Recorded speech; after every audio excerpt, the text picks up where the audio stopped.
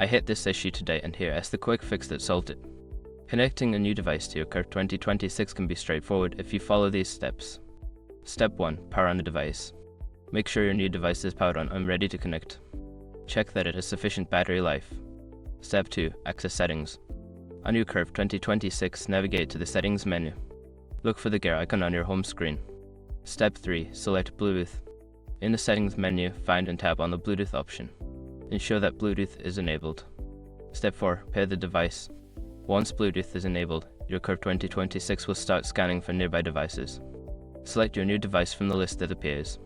Step 5. Confirm pairing. Follow any prompts on both your Curve 2026 and a new device to confirm the pairing. You may need to enter a code or accept a connection request. If your new device doesn't show up, try turning off Bluetooth and turning it back on again. Sometimes a quick reset can do the trick. I hope this helps you connect your new device easily. If you have any questions, feel free to ask.